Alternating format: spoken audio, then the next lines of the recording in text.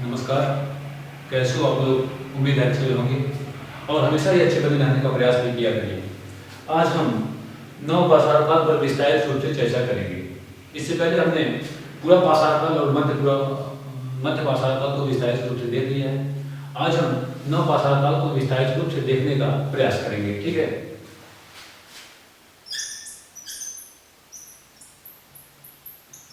नव पाषाणकाल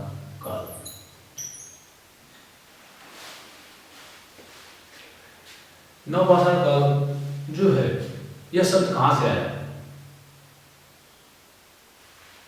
तो 1865 ईस्वी में सर जॉन लुबाक महोदय ने प्रागैतिहासिक काल को दो भागों में विभाजित किया, पूरा पाषाण काल और नवपाषाण काल। और इसके बाद जो है उन्होंने क्या किया, उन्होंने जो है एक नाम दिया नवपाषाण काल। तो उनको इस नाम का श्रेय किसको जाता है? सर जॉन लुबाक महोदय को। ठीक है। लेकिन हम थोड़ा सा और पीछे चलते हैं। आज देश में एक बहुत बड़ा मुद्दा हमारे बीच घूम रहा है। ठीक है।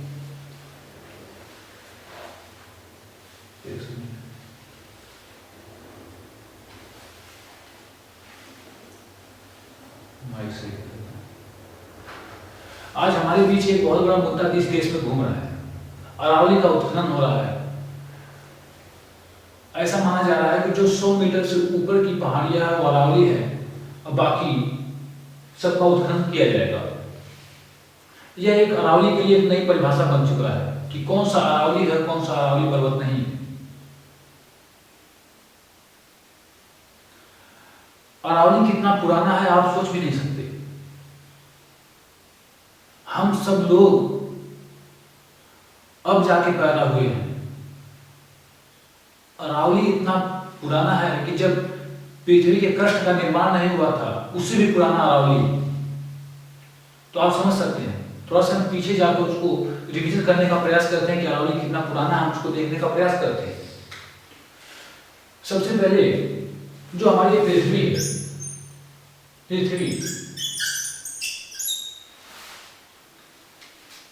इसकी आयु का अनुमान सबसे पहले बताने का प्रयास किया कास्टे द बफन। किसने? कास्टे द बफन।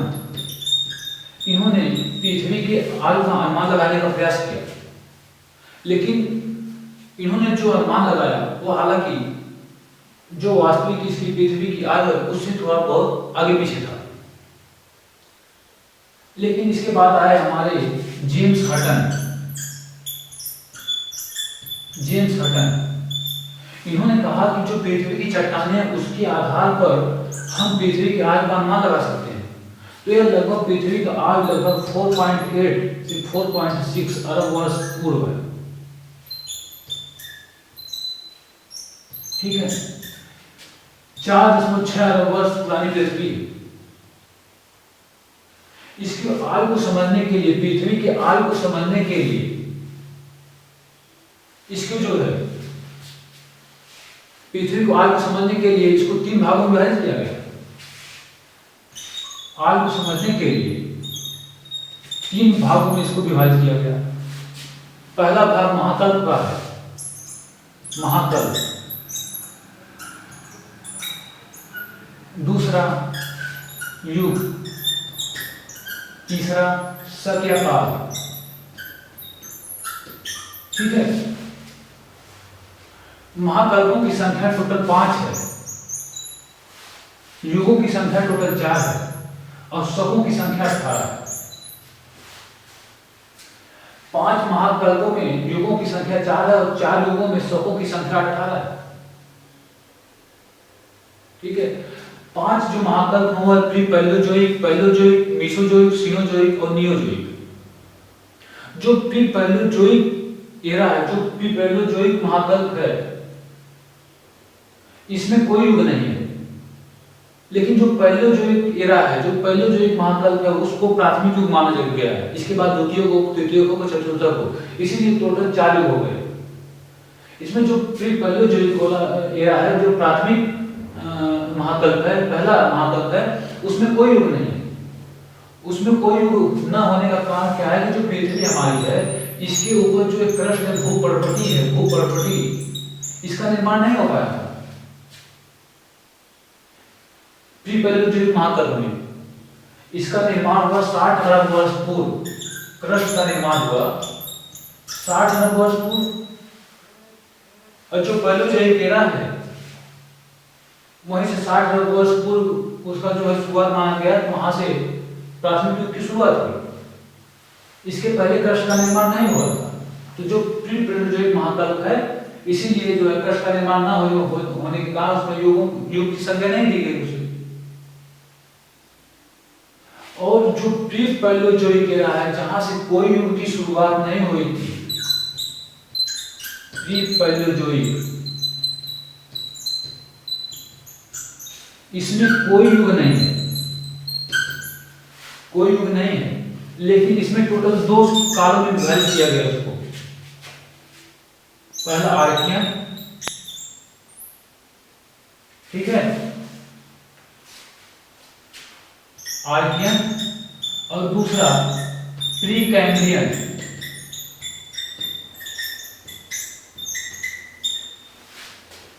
आर्कियन और प्री कैम्ब्रियन 2 भागों में प्री पैलेयोलिथिक महाकल्प को विभाजित किया गया।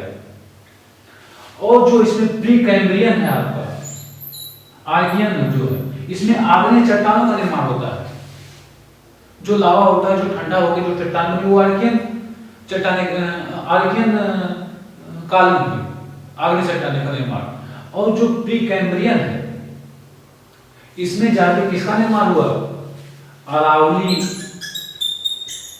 जैसे वलित पर्वतों का निर्माण हुआ, अरावली का निर्माण हुआ किसमें? प्री कैम्ब्रियन में।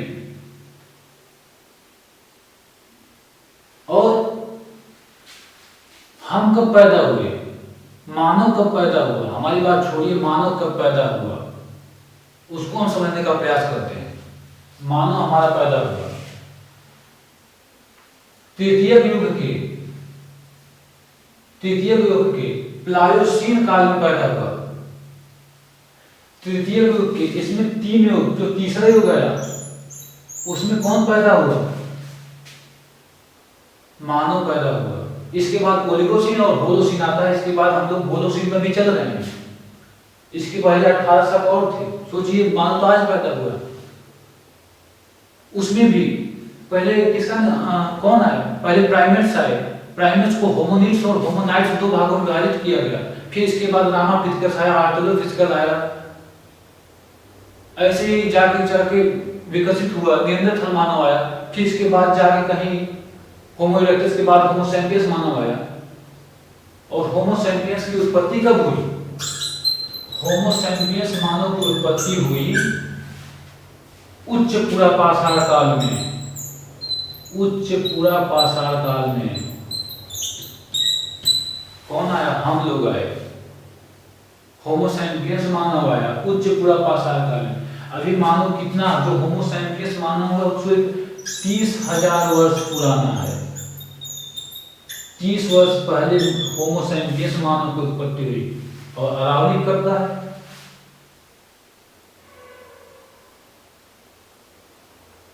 और हम समझा रहे हैं, हम अरावली को परिभाषित कर रहे हैं, कौन सी अरावली है, कौन सी अरावली नहीं है।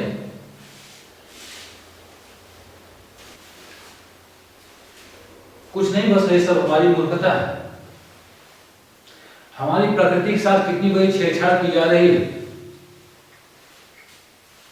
जरा सोचिए क्या हो रहा है आज के समय। आज के समय में सिर्फ 2-3 व्यक्ति विशेष के लिए पूरे प्रकृति के साथ छेड़छाड़ की जा रही है।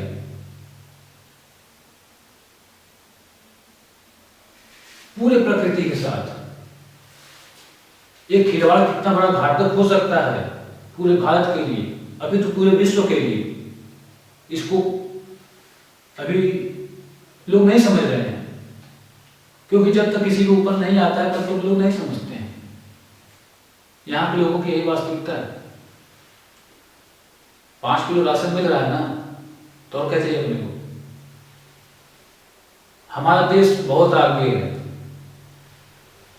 हमारा देश बहुत आगे है। अगर हम बात करें हमारे देश की AQI जो है 505 चली गई है, सच में आगे। इन्वायरमेंटल परफॉर्मेंस की बात करें तो हमारा जो देश है 180 में से 176वें स्थान पे आता है, इसमें भी बहुत आगे है हमारा देश। हंगर इंडेक्स में 125 में से 111वें स्थान पे है, तो स्थान तो काफी अच्छा खासा है। और आज के देश में सबसे खतरनाक और सबसे अच्छा कार्य बोलेंगे, उसे खतरनाक नहीं बोलेंगे, मीडिया का। देश की वास्तविकता को कितने अच्छे से छुपाना है वो भारत की मीडिया बखूबी जानती है।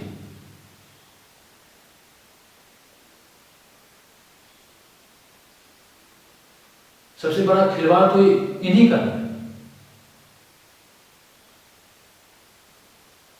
सत्ता पक्ष का तारीफ करना और उसे कोई सवाल न करना, ऐसा देखने को मिल रहा है उस पर चर्चा करना ही बेकार है। चौधरी चरण सिंह ने एक बार कहा था कि जब तक देश की मीडिया हमारे खिलाफ बोले, हमारी बुराई करे, हमारे खिलाफ लिखे, तो समझ लेना देशवासियों की मैं आपका हूं, और जिस दिन मीडिया हमारी तारीफ करने लगे तो समझ जाना कि मैं बिक चुका हूं। और आज के समय में क्या हो रहा है, और आप लोग इसको बहुत आसानी से समझ सकते हैं।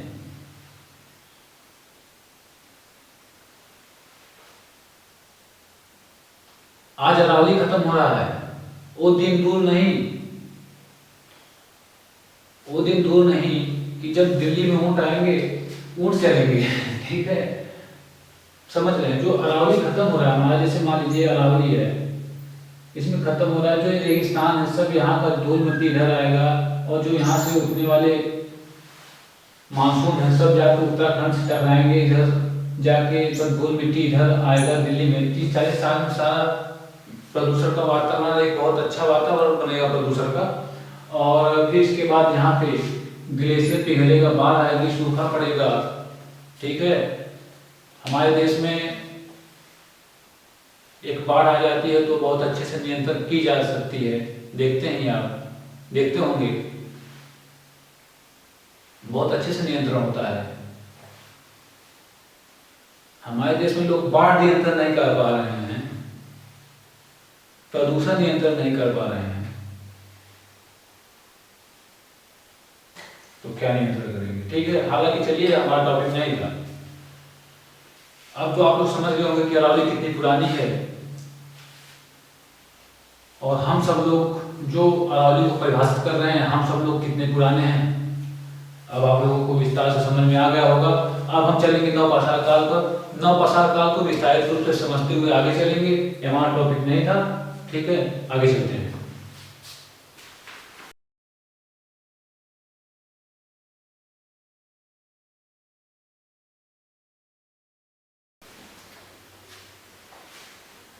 ठीक है, नवपाषाण काल।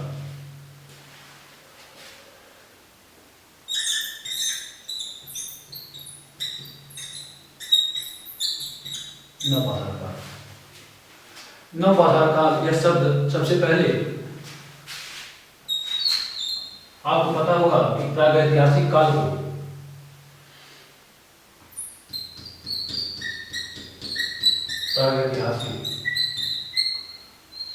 प्रागैतिहासिक काल को दो भागों में विभाजित किया था किसने, जॉन लुबाक ने। एक पूरा पाषाण काल, पूरा पाषाण काल, दूसरा नवपाषाण काल, ठीक है। किसने विभाजित किया था, जॉन लुबाक ने।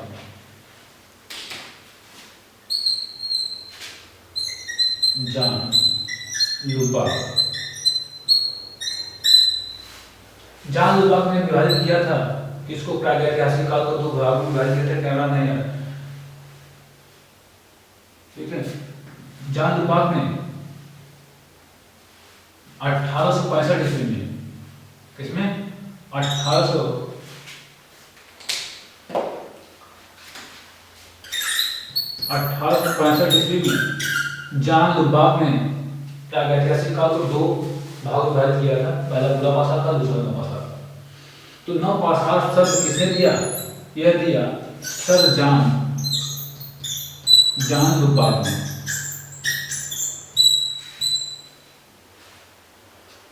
जॉन लुबार्ड ने क्या किया? नवपाषाण काल का शब्द दिया। यहां तक बात को आप लोगों को समझ में आ गई होगी, ठीक है। जो नवपाषाण काल है, नवपाषाण काल, जो नवपाषाणी काल, सबसे पहले इसके उपकरण किसने खोजा था? नवपाषाण काल के उपकरण को, नवपाषाण कालीन उपकरण सबसे पहले किसने खोजा था? अगर हम बात करें नवपाषाण कालीन उपकरण, नवपाषाण कालीन उपकरण जो है, सबसे पहले उत्तर भारत में अगर हम बात करें, उत्तर भारत, तो सबसे पहले उत्तर भारत में ली मेंशुइयर, किसने? ली मेंशुइयर ने उत्तर भारत में सबसे पहले क्या किया था? नवपाषाण कालीन उपकरण की खोज की थी। और दक्षिण भारत में किसने क्या की? नेवेलियन फ्लेवर। दक्षिण भारत में नेवेलियन फ्लेवर ने इसकी खोज की थी, ठीक है। बिटकॉइन 88,167,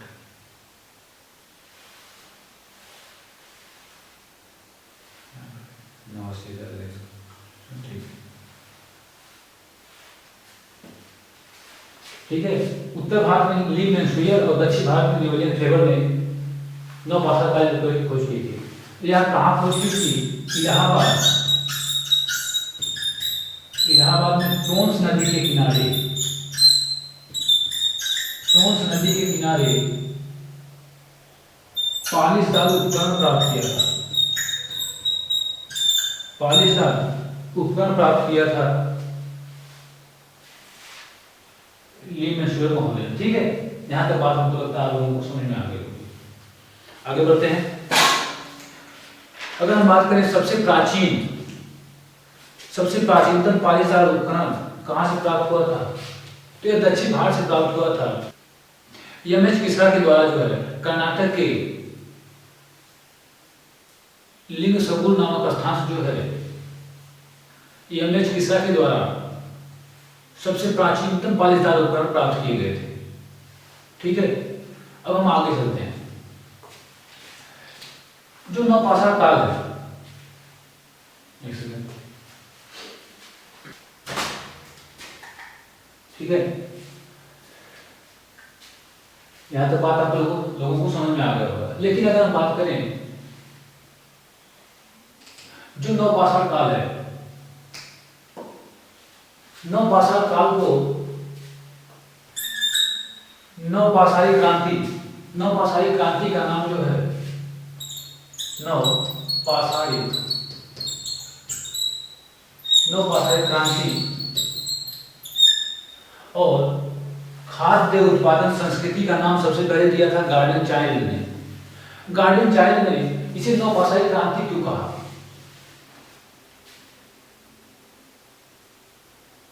क्रांति किसे कहा जाता है? जिस चीज में एकदम से सारी चीजें बदल जाएं, आमूलचूल परिवर्तन हो जाए, उसके लिए क्रांति शब्द का प्रयोग होता है। तो ऐसी कौन सी घटना घटित हो गई कि जो नवपाषाण काल हो, उसे नवपाषाणी क्रांति का नाम दिया गया गार्डन चाइल्ड के महोदय के द्वारा। गार्डन चाइल्ड,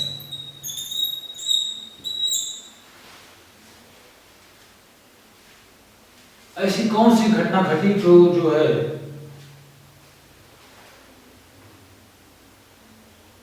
इसको नवपाषाणी क्रांति का नाम दिया गया?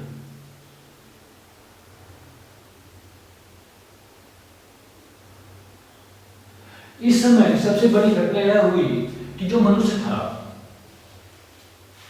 वो उपभोक्ता से उत्पादक बन गया था।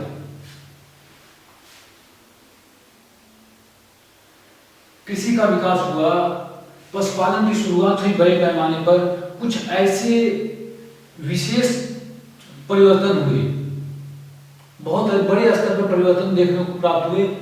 और इन्हीं परिवर्तनों के आधार पर गार्डन चाइल्ड ने क्या किया कि नवपाषाण काल को नवपाषाण क्रांति का नाम दिया। हालांकि अब हम लोग इसको थोड़ा सा विस्तार से देखेंगे कि किस कहाँ जो है गार्डन चाइल्ड महोदय ने इसको जो है नवपाषाण क्रांति का नाम दिया। इतना नोट करिए आप लोग, ठीक है, नोट करिए।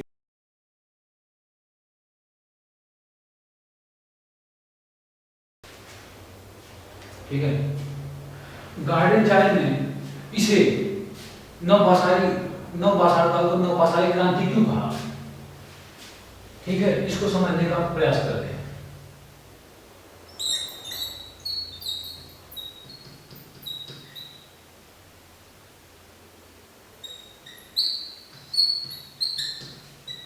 ठीक है,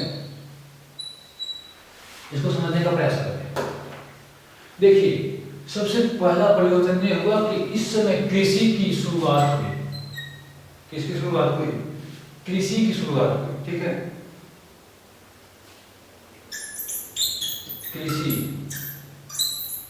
शुरुआत।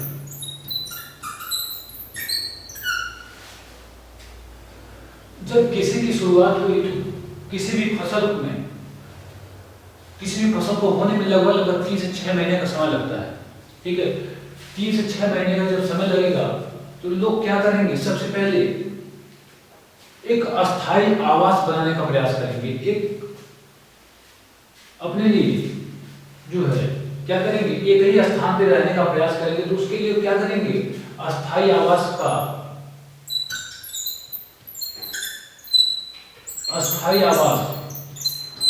आवास का निर्माण करेंगे। ठीक है, जब अस्थायी आवास बनेंगे तो धीरे धीरे क्या होगा, गांव का विकास होगा। गांव का विकास होगा। ठीक है, जब गांव का विकास होगा तो घरों का निर्माण होगा, स्वाभाविक है, घरों का निर्माण होगा।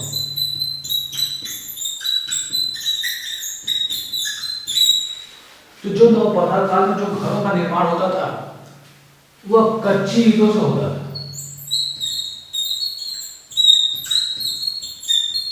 ठीक है, कच्ची ईंटों से बने हुए आयताकार मकान होते थे, आयताकार। ठीक है, जब फसल हो जाएगी, देखिए सबसे पहले क्या हुआ, कृषि की शुरुआत हुई। जब कृषि की शुरुआत होगी तो स्वाभाविक है कि किसी भी फसल को 3 से 6 महीने समय लगता होने में। तो जब समय लगेगा तो लोगों का अस्थायी आवास, एक स्थान में निवास करना पड़ेगा। तो धीरे धीरे अस्थायी आवास का निर्माण होगा, फिर गांव का विकास होगा, फिर घरों का निर्माण होगा। ठीक है, लेकिन जब कृषि से जो फसल होगी वह हो जाएगी तो उसको रखने के लिए किसका विकास होगा, अन्नागार, अन्नागार की आवश्यकता पड़ेगी। ठीक है, धीरे धीरे अन्नागार का निर्माण होगा। फिर इसके बाद मिट्टी के बर्तनों, मृदभांडों का निर्माण होगा जो अन्न रखने के लिए जो है आवश्यक होते हैं। मृदभांड की आवश्यकता होगी। याद रखिए, जो नवपाषाण काल में जो मृदभांड पाए गए वो हाथ और चाक दोनों से बने हुए थे। ठीक है, हाथ और चाक दोनों से निर्मित थे। और कृषि को करने के लिए पशुओं की आवश्यकता होगी। तो इसी काल में किसकी आवश्यकता पड़ी, याद रखिए, पशुपालन की शुरुआत भी व्यापक और बड़े स्तर पर कहां शुरू होती है, आपका नवपाषाण काल से ही पशुपालन की शुरुआत होती है। ठीक है, और इस काल में जो है आपको हड्डी के उपकरण बड़े स्तर पर देखने को प्राप्त होंगे। हड्डी के उपकरण और साथ में पॉलीटाइल चकमक उद्योग। ठीक है,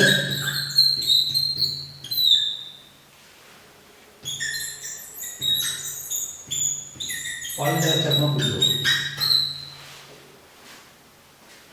इन्हीं आधारों पे गार्डियन चाइल्ड ने क्या किया, नवपाषाण काल को नवपाषाणी क्रांति का नाम दिया।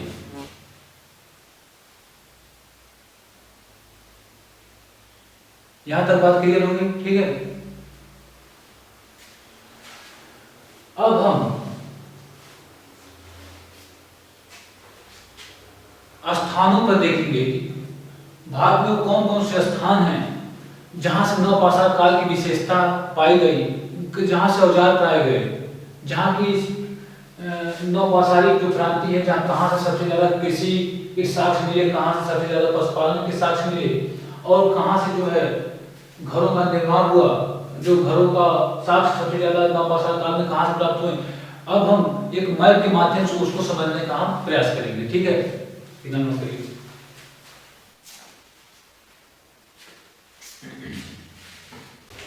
है, मैप के माध्यम से समझने का प्रयास करते हैं कि नवपाषाण काल के कौन कौन से वो स्थान हैं जहां से नवपाषाण काल के प्रमाण प्राप्त होते हैं, ठीक है। तो अगर हम बात करें इधर इंडिया में बना देता हूं, ठीक है।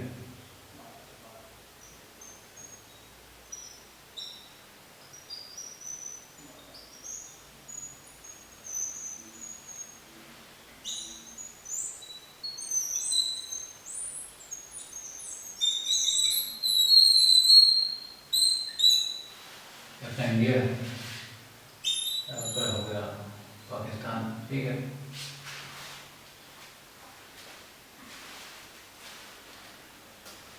तो सबसे पहले आपका यहाँ पे एक स्थान है, कौन सा, यहाँ पे एक स्थान है आपका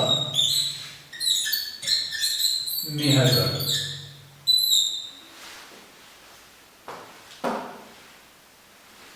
मेहरगढ़ यह बलूचिस्तान में स्थित है,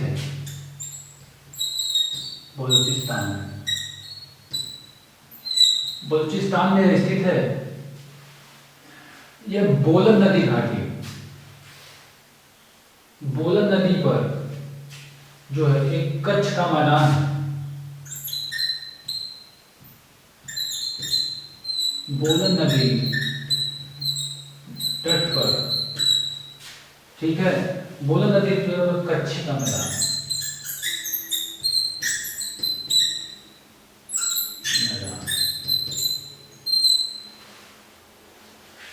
ठीक है, यहां पर स्थित है,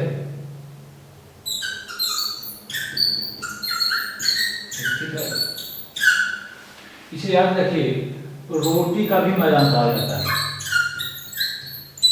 रोटी का मैदान, ठीक है, रोटी का भी मैदान कहा जाता है।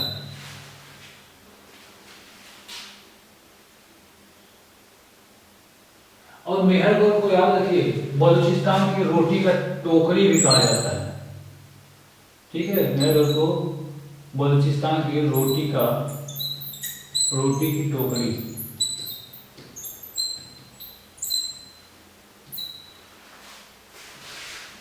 ठीक है। बोलन नदी तट पर स्थित कच्छी का मैदान वहां पर स्थित है। बेलन मत समझ लीजिएगा, बेलन नदी तो यूपी में मिर्जापुर में स्थित है। बेलन नदी मिर्जापुर में बेलन नदी है, ये बोलन नदी है, ठीक है। कंफ्यूजन ना हो इसलिए मैंने क्लियर कर दिया, ठीक है। जब मेहरगढ़ का उत्खनन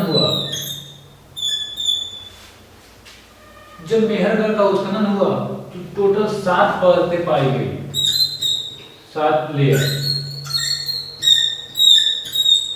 7 लेयर पाई गई। जब इसका उत्खनन हुआ तो टोटल 7 लेयर पाई गई, और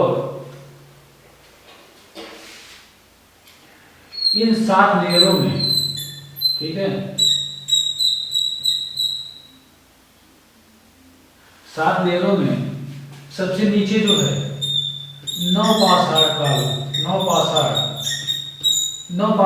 के प्रमाण प्राप्त होते हैं सबसे निचली वाली लेयर में। उसके मध्य में आपके सिंधु सभ्यता के प्रमाण प्राप्त होते हैं, सिंधु घाटी सभ्यता के प्रमाण प्राप्त होते हैं। और सबसे ऊपरी लेयर में ताम्रपाषाण, ताम्र पाषाण काल के प्रमाण प्राप्त होते हैं। ठीक है, तो मेहरगढ़ से 3 संस्कृतियों का प्रमाण प्राप्त होता है। इन तीनों सभ्यताओं की विशेषताएं कहां से प्राप्त होती हैं? मेहरगढ़ से प्राप्त होती हैं।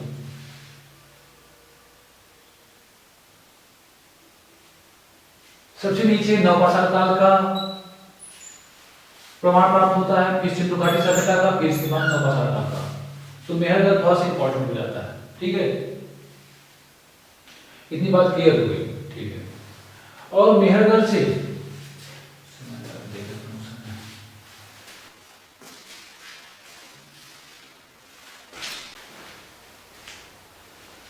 ठीक है, अगर मेहरगढ़ से विशेषताएं बात करें, मेहरगढ़ से जो है, मेहरगढ़ जो एक 700 ईसा पूर्व एक बस्ती है। ठीक है, यह सबसे प्राचीनतम गांव है। मेहरगढ़ जो है सबसे प्राचीनतम गांव है, प्राचीनतम गांव है। और यहाँ से जो घर पाए गए वह कच्ची ईंटों के आयताकार घर पाए गए। मेहरगढ़ से जितने भी घर पाए गए वो कैसे थे? कच्ची ईंटों से बने हुए थे। ठीक है, और आयताकार आकार था इनका, आयताकार घर पाए गए। ठीक है, यहां से कृषि के प्रमाण प्राप्त हुए हैं, खेती के प्रमाण प्राप्त हुए हैं, सबसे प्राचीनतम प्रमाण प्राप्त हुए। यहां से गेहूं, एक सेकंड,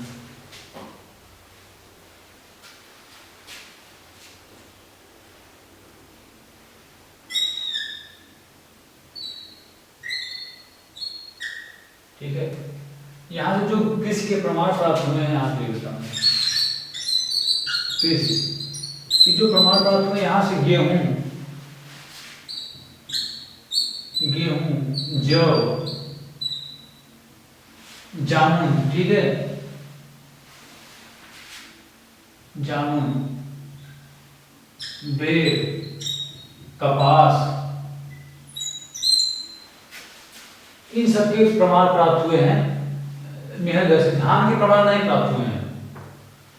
धान का प्रमाण आपका जो सबसे प्राचीनतम धान का प्रमाण अगर पूछे, सबसे प्राचीनतम धान का प्रमाण तो लहुरा देवा होगा आपका।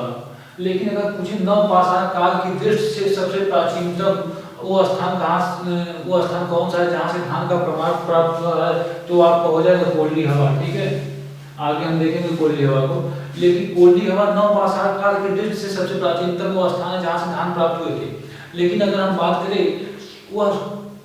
वह कौन सा स्थान है जहां से सबसे पहले धान का प्रमाण प्राप्त हुआ था, तो आपको हो जाएगा लहुरा देवा। ठीक है, आगे चलते हैं। अब मेहर के बाद हम बात करेंगे बोझोम और गुफकराल की।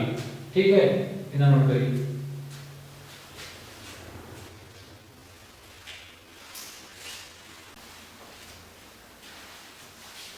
फर्स्ट छूट गया था मेहरगढ़, आपका ये मेहरगढ़ है। मेहरगढ़ में जो है सबसे पहले अगर हम बात करें तो अन्नागार का भी प्रमाण प्राप्त हुआ था। अन्नागार का भी प्रमाण प्राप्त हुआ था। जब अन्नागार का प्रमाण जो है मेहरगढ़ से प्राप्त हुआ, जब उत्पादन अधिशेष होने लगे, जब उत्पादन क्या होगा, उत्पादन अधिशेष होगा, तो उसको रखने के लिए हमको किसकी आवश्यकता पड़ेगी? अन्नागार की आवश्यकता पड़ेगी। ठीक है, किसकी आवश्यकता पड़ेगी? अन्नागार की आवश्यकता पड़ेगी। और जब उत्पादन अधिक होगा तो क्या होगा? विनिमय का जन्म होगा। ठीक है, विनिमय का जन्म होगा। और जब विनिमय का जन्म होगा तो याद रखिए व्यापार का जन्म होगा।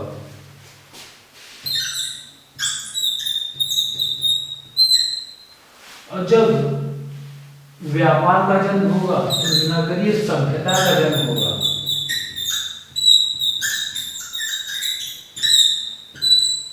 ठीक है। तो जो सिंधु घाटी सभ्यता है वो कहीं ना कहीं किसी बाहर से नहीं आई हुई है, वो भारत की थी। और यहाँ के लोग विकसित होकर जो है सिंधु घाटी सभ्यता का विकास हुआ और यह एक नगरीय सभ्यता। यहाँ भैंस पालन का भी प्रमाण प्राप्त हुआ है।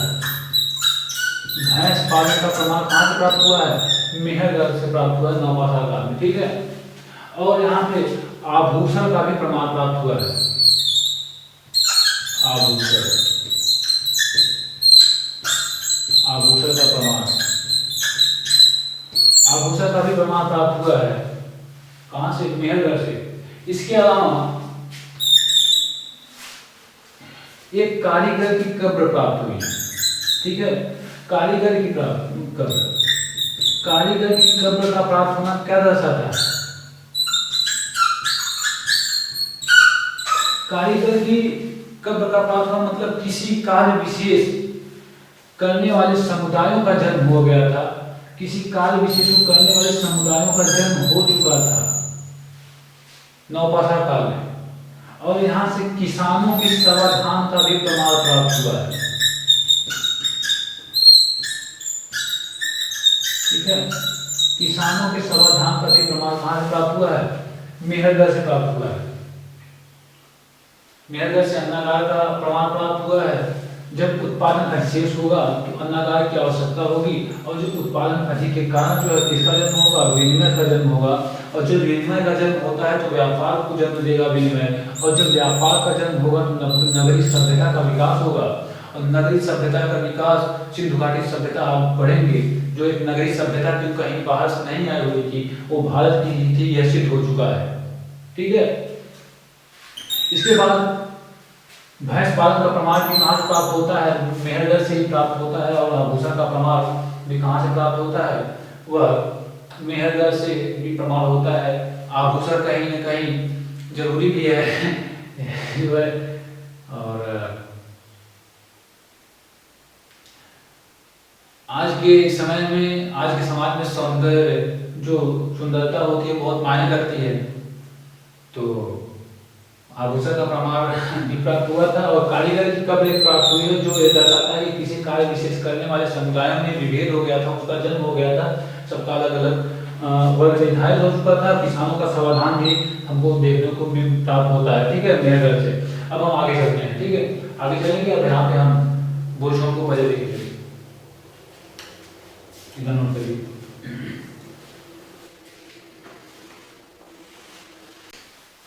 ठीक है, अब हम आपका ये हमारा कश्मीर हो गया, ठीक है। यहाँ से सिंधु नदी आई हुई है। इसके ऊपर एक स्थान पड़ता है आपका बुर्ज होम, और इसी के नीचे एक स्थान है गुफ कराल, ठीक है।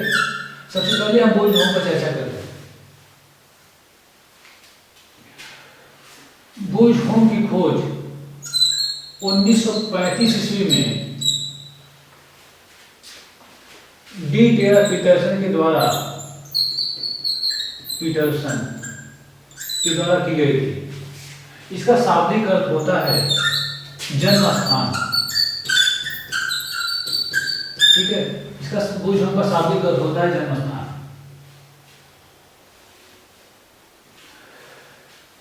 यहां से जो प्रमाण प्राप्त हुआ था वह इंसानों के साथ, ठीक है, मानव के साथ कुत्ते को दफनाए जाने का प्रमाण प्राप्त हुआ था। यहां से मानव के साथ कुत्ते के दफनाए जाने का प्रमाण प्राप्त हुआ था, ठीक है। बुर्ज होम से यहां से जो है कुत्ते के साथ, मानव के साथ कुत्ते को दफनाए जाने का प्रमाण प्राप्त हुआ था। यहां से एक बहुत बड़ा पत्थर प्राप्त हुआ था। यहां से एक बहुत बड़ा पत्थर प्राप्त हुआ था जिसपे अंकन किया हुआ था कि एक महिला अपने हाथ में तीर धनुष लेकर शिकार करती हुई दिखाई गई थी। वो एक शिकारी महिला का दृश्य था। ठीक है,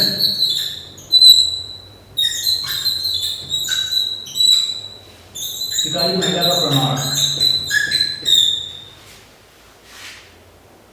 बूझ-होम से। हालांकि महिलाएं आज के समय में भी शिकार कर रही हैं, पहले जानवरों को कर रही थी, पुरुषों को कर रही हैं अपने ही परिवार में। ठीक है, आगे चलते हैं। यहीं से मुर्गी पालन का भी प्रमाण प्राप्त हुआ है। मुर्गी पालन का प्रमाण बहुत हंसी इसलिए आ गई क्योंकि अभी हाल में से चर्चा हो रही थी, एक हमारे मित्र थे उन्हीं से, तो इसीलिए जो है। ठीक है, और यहाँ से पशुओं के स्वतंत्र समाधान का प्रमाण प्राप्त हुआ है। ठीक है, पशुओं के स्वतंत्र समाधान का प्रमाण प्राप्त हुआ है। कहां से? बूझ-होम से। और यहीं से, ठीक है, यहाँ के झीलों के किनारे जो है गर्तावास मिले हैं। झीलों के किनारे गर्तावास का प्रमाण प्राप्त हुआ है। गर्तावास किसे कहते हैं? क्योंकि झीलों के किनारे, कश्मीर है, झीलों के किनारे बहुत ज्यादा टेम्परेचर कम होता है, तो यहाँ के लोग क्या करते थे कि वहाँ गड्ढा बनाकर ऊपर से ढक देते थे और उसमें रहते थे, उसी को गर्तावास कहा जाता था। ठीक है, यह हो गया आपका बूझ-होम की कुछ विशेषताएं। अब अगर हम गुफ कराल की बात करें तो गुफ कराल में अगर हम देखें तो एक गुफ कराल का शाब्दिक अर्थ होता है कुम्हारों की गुफा। गुफ कराल जो शब्द है इसका शाब्दिक अर्थ होगा, शाब्दिक अर्थ क्या होगा? कुम्हारों की गुफा, कुम्हारों की गुफा। यहाँ हार्वेस्टर का प्रमाण प्राप्त हुआ है, मतलब हंसुए का प्रमाण प्राप्त हुआ है। हंसुए का प्रमाण कहां से प्राप्त हुआ है? गुफ कराल से। और यहीं से क्या हुआ है? आपका हड्डी के सर्वाधिक उपकरण प्राप्त हुए हैं। कहां से? गुफ कराल से। हड्डी के सर्वाधिक उपकरण गुफ कराल से प्राप्त हुए हैं। हड्डी के सर्वाधिक उपकरण गुफ कराल से प्राप्त हुए हैं। और यहीं से हड्डी के सुई का भी प्रमाण प्राप्त हुआ है। किसके? हड्डी के सुई का, हड्डी के सुई का प्रमाण कहां से प्राप्त हुआ है? गुफ कराल से प्राप्त हुआ है। दिख नहीं रहा होगा लेकिन सुई की नोट करिए। गुफ कराल से हड्डी के सुई का भी प्रमाण प्राप्त होता है। और याद रखिए मेहर से कपास का प्रमाण प्राप्त हुआ था, मतलब सुई भी मिली, कपड़ा भी बनने लगा। ठीक है,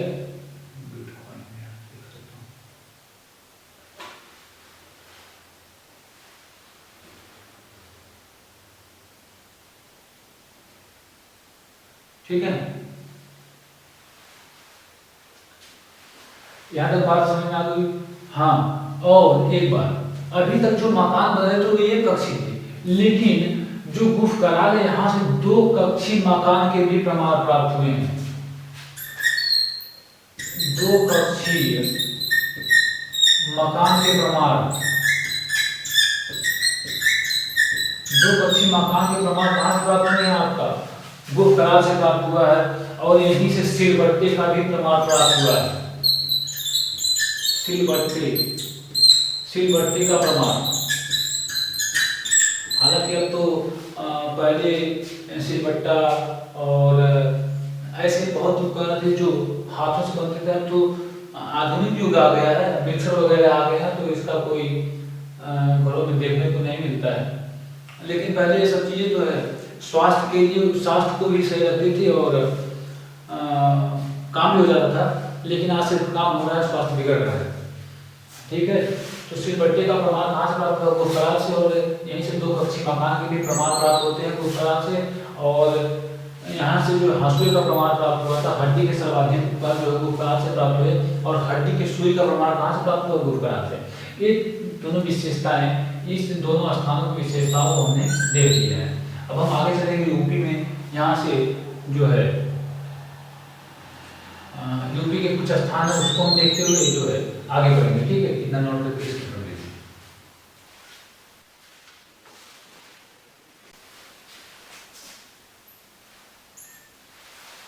ठीक है, अब हम आते हैं यूपी में। हमने जुगनू को देख लिया, हमने मेहरगढ़ को देख लिया, यहाँ बोझ हो गुरुकाल कैसा हो गई। अगर हम यूपी बात करें, यूपी के इलाहाबाद में 3 स्थान देखे जाते हैं इलाहाबाद से। एक आपका हो गया कोयली हवा,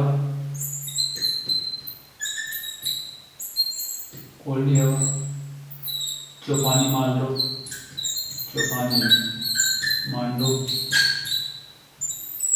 और तीसरा होगा महागढ़।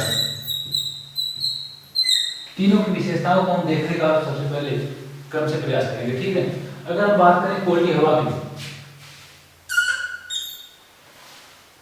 खोज बीबी मिश्रा के द्वारा हुई। हाँ, बीबी मिश्रा की खोज करता कौन है? बीबी मिश्रा। और इसका उत्खनन करता कौन है? जीआर मिश्रा। ठीक है, इसके द्वारा कोयली हवा का उत्खनन किया गया। सॉरी, जीआर शर्मा।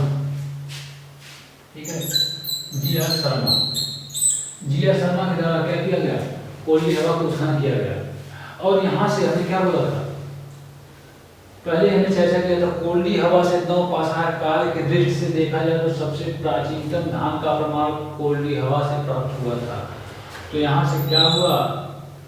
धान का प्राचीनतम प्रमाण,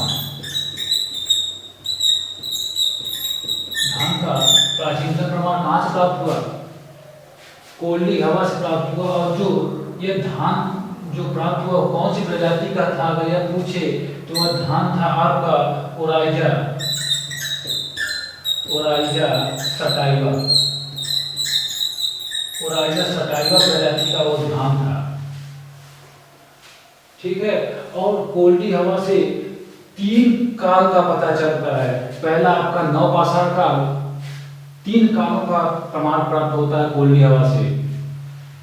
पहला है ताम्रपाषाण काल,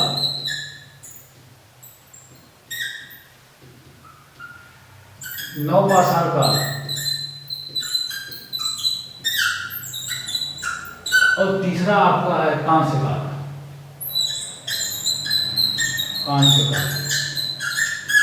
इन तीनों कालों का प्रमाण कहां से प्राप्त होता है? कोयली हवा से प्राप्त होता है।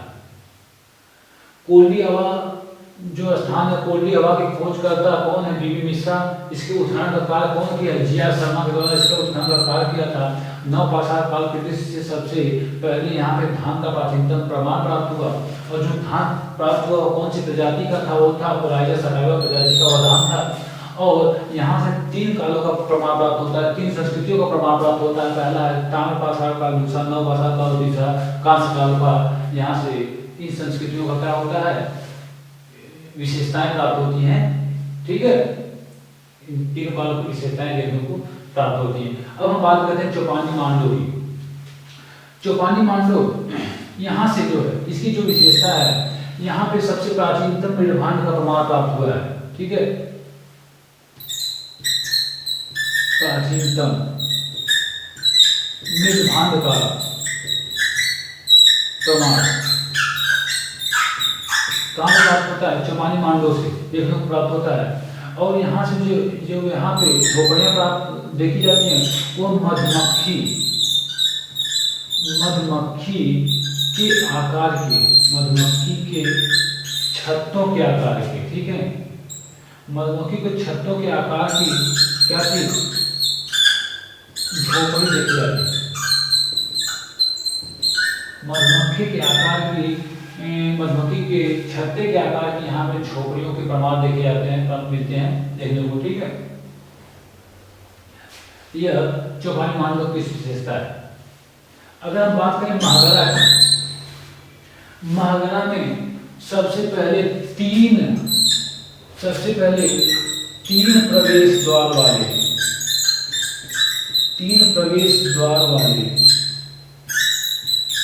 गौशाला का प्रमाण प्राप्त होता है।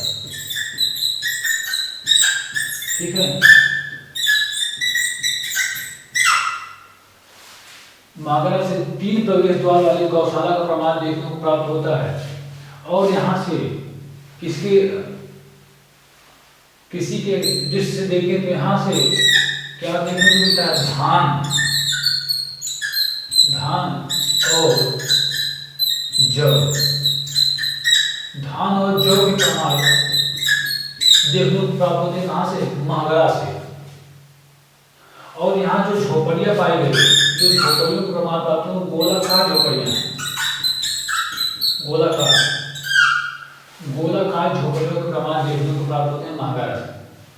ठीक है, एक बार रिपीट कर देता हूँ। इलाहाबाद में 3 स्थान, कोल्डी हवा, चौपानी मानव, महागरा 9 पाषाणकालीन स्थान हो। और यहाँ से जो कोल्डी हवा है, इसकी खोज करता है डी.वी. मिश्रा, उत्खनन करता है जी.आर. शर्मा।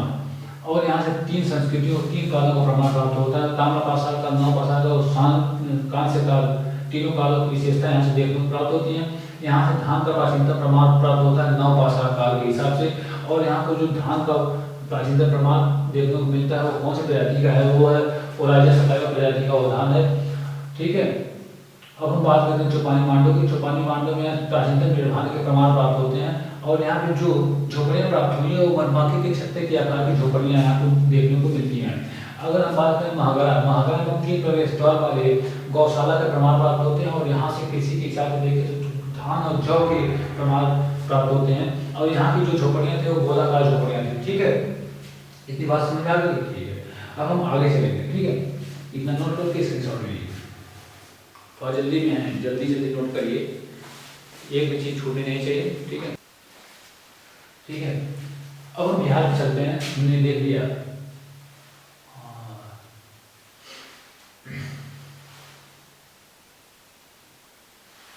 कोल्डी हवा, चौपानी मांडव, महागरा उत्तर प्रदेश 3 स्थान, और कश्मीर के भोजोम और गुफराल को भी देख लिया हमने, मेहरगढ़ को भी देख लिया। अब हम आते हैं बिहार में आते हैं। और बिहार में एक स्थान है चिराग। ठीक है, चिराग में कृषि का प्रमाण देखा जाता है।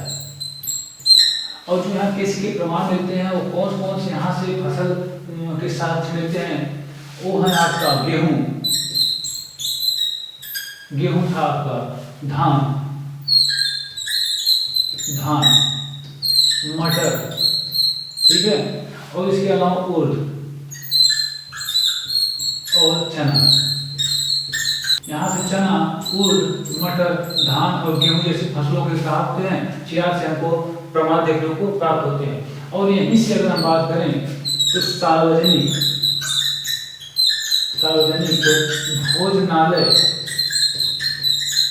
भोजनालय के भी प्रमाण कहाँ से देखने को प्राप्त होते हैं, चिराग से प्राप्त होते हैं। ठीक है, सार्वजनिक भोजनालय के प्रमाण कहाँ से प्राप्त होते हैं।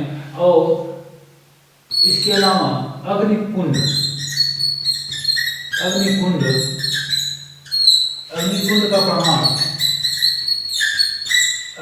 का प्रमाण भी देखने को प्राप्त होता है कहाँ से, चिराग से। ठीक है,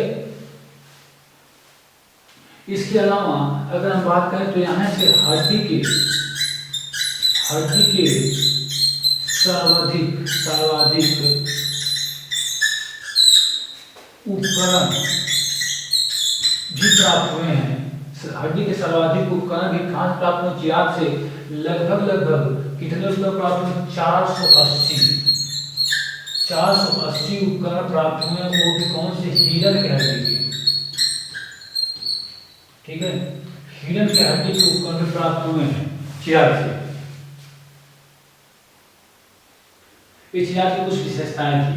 यहाँ कृषि की जो प्रमाण प्राप्त हुए हैं, जो फसल उगाई जाती तो गेहूं, धान, मटर और उर्द और चना के प्रमाण प्राप्त हुए हैं। इसके अलावा यहाँ सार्वजनिक भोजनालय निपुण का प्रमाण प्राप्त हुआ। हड्डी के सर्वाधिक उपकरण लगभग 480 उपकरण भी हमको कहाँ से देखने को प्राप्त होते हैं, चीन से देखने को प्राप्त होते हैं। इसके अलावा अगर हम बात करें आंध्र प्रदेश की, आंध्र प्रदेश की यहाँ पे जो है उतनूर, नागार्जुनीकोंडा, ठीक है, नागार्जुनीकोंडा, नागार्जुनीकोंडा के अलावा इसके अलावा कोडेकर, कोडेकर, ठीक है, ये ऐसे स्थान है जहां से नवपाषाण काल के हमके कुछ पालिशदार उपकरण देखने को प्राप्त होते हैं, ठीक है, यहाँ से हमको पालिशदार उपकरण देखने को प्राप्त होते हैं। अगर हम बात करें कर्नाटक की, ठीक है, कर्नाटक की अगर हम बात करें, ये आंध्र प्रदेश में है, कर्नाटक, कर्नाटक के कुछ स्थान हैं जैसे आपका हो गया ब्रह्मगिरी, ब्रह्मगिरी, ठीक है, इसके अलावा हो गया आपका मास्की, मास्की के अलावा आपका हुल्लूर, हल्लूर, हल्लूर के अलावा संगम कल्लू, संगम कल्लू, ठीक है, संगम कल्लू, इसके अलावा कोडिक्कल,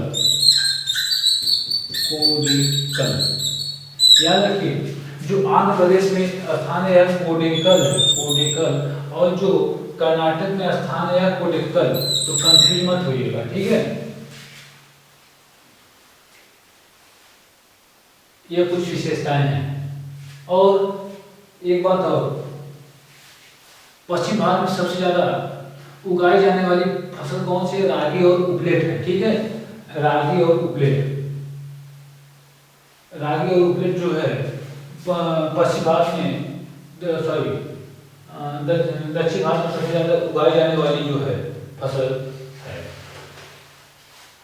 अगर हम बात करें एक और चीज है उतनूर, आंध्र प्रदेश के उतनूर और कोडेकर से, आंध्र प्रदेश के उतनूर और कोडेकर से राख के टीलों का प्रमाण प्राप्त हुआ, राख के टीले, राख के टीले प्राप्त हुए हैं कहाँ से, उतनूर और कोडेकर से। यह राख के टीले किसके हैं, जो कृषि के उपशेष होते हैं, जो गोबर होता है, जो गाय, जो अपशिष्ट होते हैं जानवरों के, और जो उनके गोबर वगैरह होते हैं उनको जला दिया जाता है तो एक राख का टीला बन जाता है। तो ये जो टीलों का प्रमाण, राख के टीले का प्रमाण कहाँ प्राप्त हुआ, उतनूर और कोडेकर से प्राप्त हुआ, जो आंध्र प्रदेश में स्थित, ठीक है। यही था आपका पूरा का पूरा नवपाषाण काल। आज हमने नवपाषाण काल को विस्तारित रूप से समझा है। हमको लगता है आप लोगों को पूरा समझ में आया होगा, ठीक है। हमने सारी विशेषताओं को बताने का पूरा प्रयास किया है।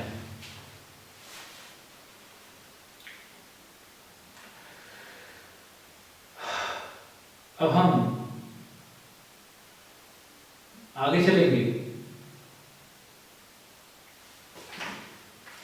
और हम आप लोगों से बहुत ज्यादा कुछ नहीं, बस यही कहेंगे कि अपनी शिक्षा को जितना मजबूत कर सकते हो उतनी करो, क्योंकि शिक्षा आपकी मजबूत रहेगी तभी आप लोगों की नीतियों को समझ सकेंगे।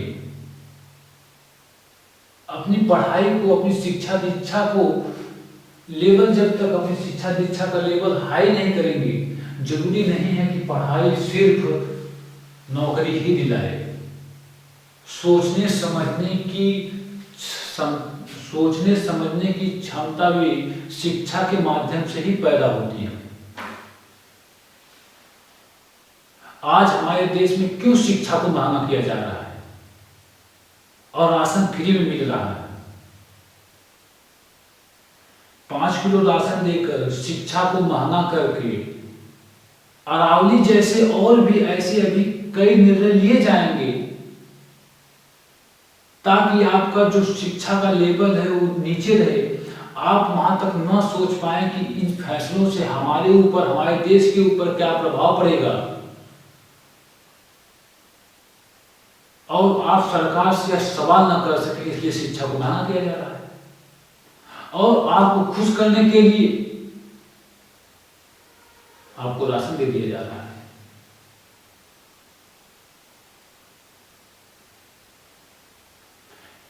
आपको कितना कमजोर कर दिया जाएगा, आपको कितना कमजोर किया जा रहा है, किया जाया जा रहा है, यह आप नहीं समझ रहे हैं।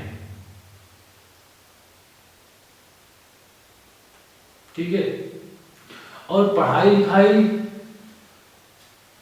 एक ऐसी चीज है जो आपको जीवन में हर जगह साथ देगी। जब भी आप अकेले रहेंगे तो शिक्षा ही आपका साथ देगी। ठीक है। तो उसके लिए मेरा ये विचार है, मेरा पर्सनल सोच है कि इंसान को हमेशा जो है, जो बात हो वो हमेशा सही बोलना चाहिए, किसी झूठ नहीं बोलना चाहिए। क्योंकि झूठ बोलने से ना आपको किसी कोई फायदा है, ना सामने वाले को कोई फायदा मिलेगा। अपने दिल की जो बात है, अपने दिलो दिमाग से सोचते हुए कोई भी बात हो, किसी के भी मुंह पे आप सीधे सही बात बोलिए। वो सामने वाला इंसान नाराज होगा या खुश होगा, वह उसके ऊपर है। लेकिन अगर आप सही बोल रहे हैं तो कहीं ना कहीं आपके लिए फायदेमंद होगा। और एक कहावत भी है कि जहाँ पानी साफ होता है वहाँ कीड़े नहीं लगते हैं, वहाँ मछलियाँ भी नहीं आती हैं। अब गंदे पानी में कीड़ों और मछलियों की संख्या ज़्यादा होती है। तो जब आप सही बोलेंगे और आपका दिल और दिमाग साफ होगा तो कहीं ना कहीं आपके आसपास भी गंदे लोग नहीं आएंगे। जब आपके आसपास गंदे लोग नहीं होंगे, खराब लोग नहीं होंगे, तो आपकी कल्पनाएं भी खराब नहीं होंगी और आपका उन कल्पनाओं से उत्पन्न होने वाला जो भविष्य है, उन कल्पनाओं के माध्यम से निर्माण होने वाला भविष्य भी खराब नहीं होगा। लेकिन जब आप झूठ बोलेंगे या कुछ ऐसे गंदे विचार मन में पैदा करेंगे तो याद रखिए कि आसपास का माहौल भी गंदा होगा और आपके साथ उठने बैठने वाले लोग भी उसी टाइप के होंगे। और जब आसपास के लोग भी खराब प्रवृत्ति के होंगे तो आपकी कल्पनाएं भी खराब होंगी, और जब कल्पनाएं खराब होंगी तो आपका भविष्य भी खराब होगा। ठीक है। इसलिए अपने आप को पहले सही करिए, फिर शिक्षा को सही करिए और फिर इसके बाद किसी और को सही करने का प्रयास करिएगा। बोलना तो मैं बहुत कुछ चाहता हूं, लेकिन फिर कभी बोलेंगे। ठीक है। तो बस, और चलते हैं फिर। ठीक है, फिर मिलेंगे। हो सकता है मुलाकात अब जल्दी हो। चलते हैं। नमस्कार।